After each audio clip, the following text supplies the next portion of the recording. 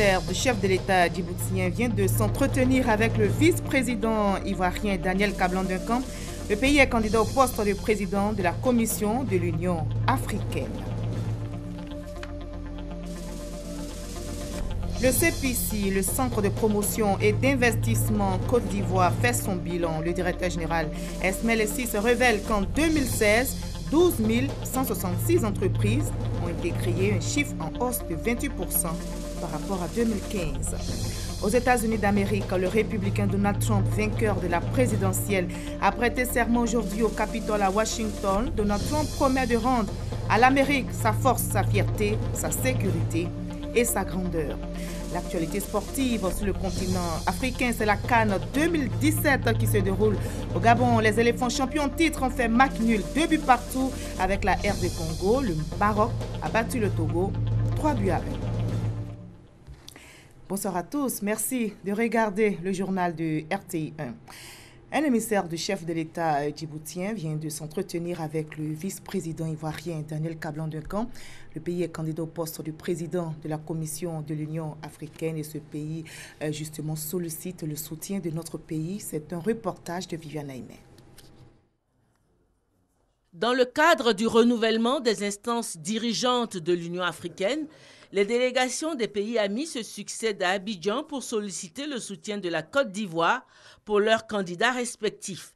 Ce vendredi après-midi, c'est un émissaire du président djiboutien Ismaïl Omar Guelleh, en la personne du ministre de l'Éducation nationale et de la formation professionnelle du gouvernement djiboutien, Moustapha Mohamed Mahamoud, qui a été reçu par le vice-président de la République, Daniel Kablan-Duncan.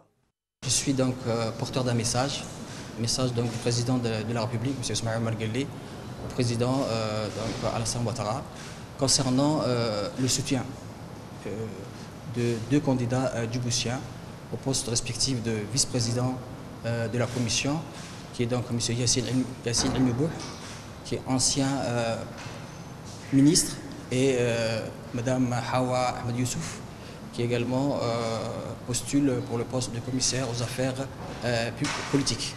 Donc je suis venu demander, au nom de bien sûr du président de la République, le soutien de la République de la Côte d'Ivoire à l'élection de ces deux candidats à ces deux postes. Nous avons eu une discussion franche. Il m'a en fait annoncé que déjà la région a son candidat à ce poste, que s'il y avait d'autres possibilités, bien sûr qu'ils seront à nos côtés. Mais par contre, pour le poste de commissaire aux affaires politiques, puisque la région n'a pas de candidat et donc la Côte d'Ivoire n'a pas de candidat, là, Inch'Allah, ils seront entièrement avec nous. Pour ces élections, pour le renouvellement des instances dirigeantes de l'Union africaine, qui se dérouleront lors du 28e sommet de l'Union africaine prévu à la fin de ce mois de janvier à Addis Abeba, la région ouest africaine a un candidat en lice pour le fauteuil de président de la Commission de l'Union africaine, en la personne du Sénégalais Abdoulaye Bathily, actuel représentant spécial de l'ONU pour l'Afrique centrale. L'actualité en Côte d'Ivoire est dominée par la grève des fonctionnaires. Les différents syndicats viennent justement d'avoir une rencontre avec le Premier ministre Amadou Gon Coulibaly pour trouver une issue à la crise. Les organisations syndicales ont annoncé une réunion avec leur base dès demain samedi. Le reportage de Gabriel Zani. Après 2 heures de discussion entre d'une part les responsables des syndicats et quelques membres du gouvernement au ministère de la fonction publique, et d'autre part avec le Premier ministre à la primature en fin de matinée de ce vendredi, rien n'a filtré. Les responsables des syndicats disent consulter la base avant toute déclaration. Pas non plus de déclaration de la part du gouvernement à l'issue des pourparlers. Mais des acquis sont toutefois à noter dans cette démobilisation des fonctionnaires. À l'origine, il y avait 6 points de revendication. 4 ont été satisfaits. Aujourd'hui, il n'en reste que 2. Il s'agit notamment de la bonification indiciaire des 150 points sur le salaire des fonctionnaires et le paiement des stocks des arriérés de salaires cumulés de 2009 à 2013. Un cumul qui se lève à environ 240 milliards de francs CFA. La grève des fonctionnaires lancée depuis la semaine dernière devait prendre fin ce vendredi. Le nouveau commandant supérieur de la gendarmerie nationale, le général de brigade Nicolas Kwadio Kwaku, a pris officiellement fonction. Son prédécesseur, le général Gervais Kwaku Kwasi, lui, a passé la main. La passation de charges s'est déroulée au commandement supérieur de la gendarmerie nationale. Abou Sanogo, le reportage. Sal Ouma Ndao du commandement supérieur de la gendarmerie nationale au plateau. Passation de charge entre le général de corps d'armée Gervais Kwasi Kwaku et le général de brigade Nicolas Kwaku Kwadio, qui devient le nouveau commandant supérieur de la gendarmerie nationale de Côte d'Ivoire. En présence du général Mambikone, représentant le ministre chargé de la Défense Alain Richard Donvaï, le commandant supérieur sortant a exprimé sa gratitude au président de la République Alassane Ouattara pour tous ses efforts en faveur de la gendarmerie nationale pour l'accomplissement de sa mission de protection des personnes et des biens. Je voudrais vous demander de faire exactement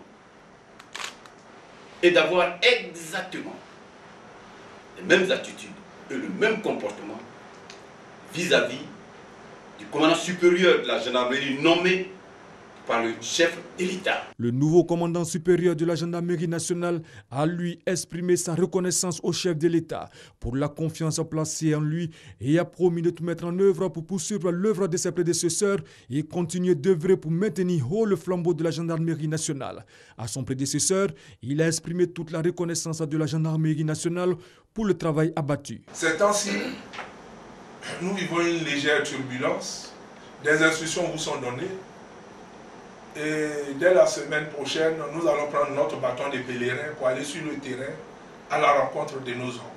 Avant sa nomination au poste de commandant supérieur de la gendarmerie nationale le 9 janvier dernier par le président de la République, chef suprême des armées, le général de brigade Nicolas Kwaku Kwadio était le commandant supérieur en second chargé de la gendarmerie mobile et des unités spécialisées. Il sera secondé dans sa tâche par le général de brigade Alexandre Apalou Touré. La classe politique ivoirienne continue de réagir sur la situation sécuritaire et sociale en Côte d'Ivoire. Le PDCI RDA vient de tenir une réunion extraordinaire. Le parti appelle à privilégier le dialogue dans tous les mouvements de revendication. Je vous propose d'écouter le porte-parole du PDCI RDA, Kwasi Ayoumani. Le PDCI RDA déplore et condamne l'instrumentalisation de la violence comme mode de revendication et de règlement des différends qui entachent l'image et la stabilité de notre pays. Le PDCI RDA tient ici à féliciter le président de la République pour la promptitude avec laquelle il a pris des initiatives